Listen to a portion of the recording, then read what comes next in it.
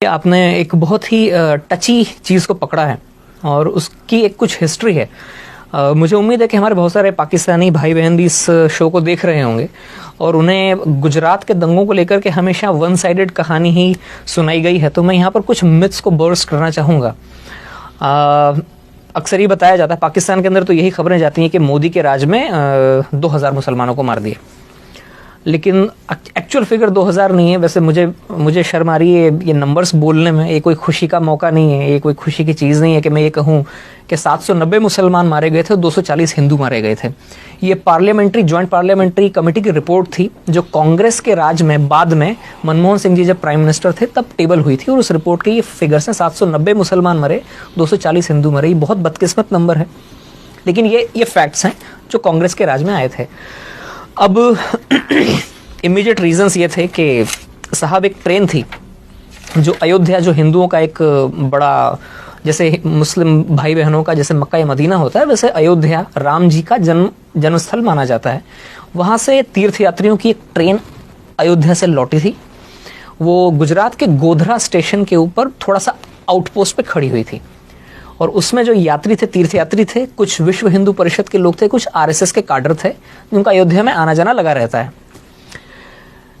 अचानक, and I से this with lot of डिसमे and lot of embarrassment, कि अचानक करीब 1000 मुसलमानों की भीड़ उस ट्रेन के उस डब्बे में पहुंचती है जहां पर इन लोगों के रिजर्वेशन थे। बोगी नंबर S6 और S7 इसे घेरती है।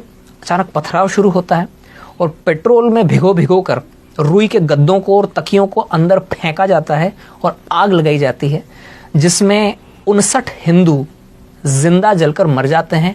28 फरवरी सन 2002 का दिन था, सुबह 9:30 बजे के आसपास का वक्त था। इसमें 59 जो हिंदू जलकर मरते हैं।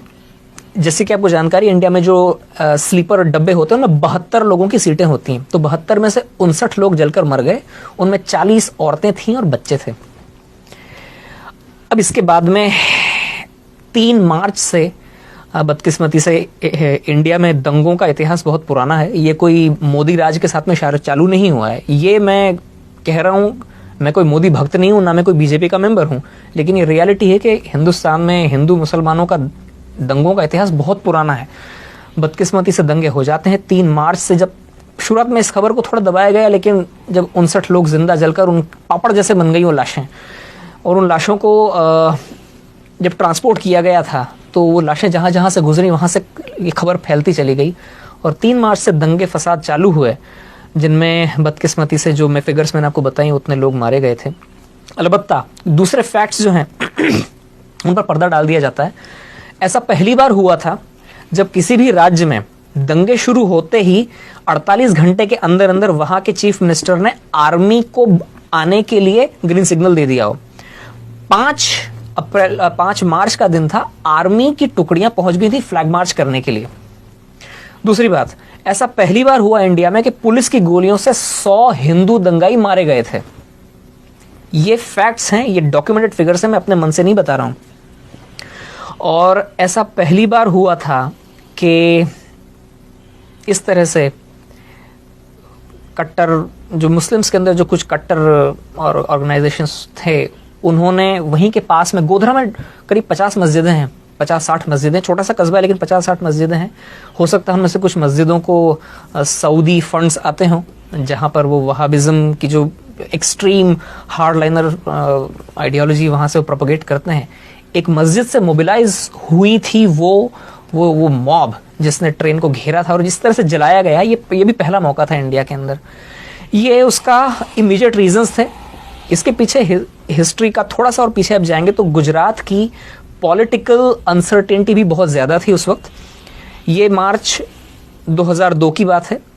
उससे 2.5 महीना पहले जब दिवाली के आसपास का वक्त था, तब ही मोदी जी को पैराड्रॉप किया गया था। अटल जी और आडवाणी जी के कहने पर उनको सीधे उठाकर चीफ मिनिस्टर बनाया गया था।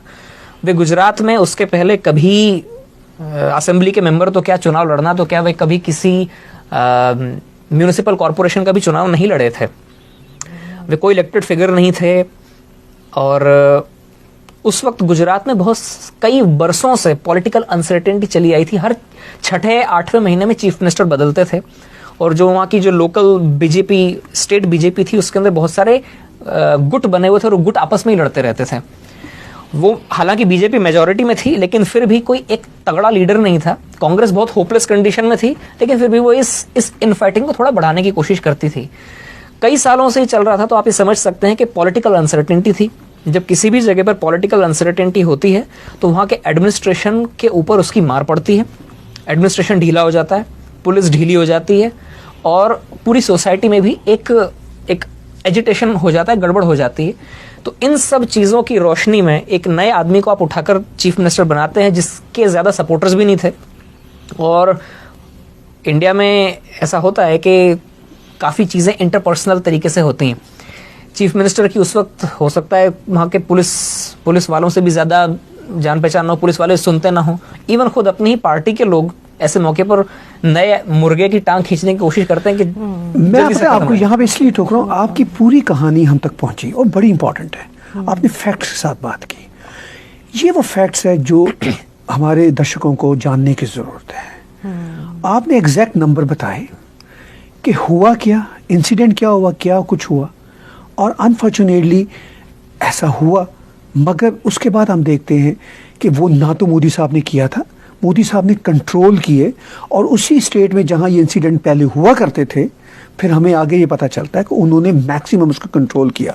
मैं कनाडा में गवा हूं, जब मोदी साहब हार्पर गवर्नमेंट के ज़माने में यहाँ पर आए थे, तो सबसे बड़ा डेलीगेशन गुजराती मुसलमानों का उनके साथ मिला था, और कितने प्यार से वो मिले थे। मैं इस वक्त काश में रेडी होता तो मेरे पास वो वीडियो में दिखाता अपने दर्शकों को। ये तो वो फैक्ट है। अब देखिए, एक चीज और जोड़ना चाहूंगा इसमें कि उन दंगों के बाद मोदी जी, ये फैक्ट है जी, एक के बाद में 3 इलेक्शन जीते हैं, 5-5 साल। बिल्कुल ऐसा ही। अगर उन्होंने दंगे करवाए होते जैसा कि लोग बोलते हैं, नहीं, वो तो एक सिस्टेमिक कैंपेन है ना उनके खिलाफ, डेमोनाइज करने की। तो गुजरात की जो पब्लिक है, इंडिया की सबसे ज्यादा एजुकेटेड पब्लिक में से मानी जाती है। वो इतनी बेवकूफ तो नहीं है कि किसी मास मर्डरर को एक के बाद में 3 इलेक्शन जिताएगी। और दूसरी बात यह है कि एक बार जब ये जम गए वहां पर, तो इतिहास साक्षी है, तारीख गवाह है कि उसके बाद में फिर गुजरात में कभी कोई दंगा नहीं हुआ जी। और ये बड़ी दिलचस्प बात है कि आज भी इस आदमी की तनकीद करने के लिए लोगों को कुछ और नहीं मिलता है तो 17 साल पीछे जाते हैं। राइट। मतलब 17 साल से ये आदमी लगातार या तो गुजरात का चीफ मिनिस्टर था या इंडिया का प्राइम मिनिस्टर था।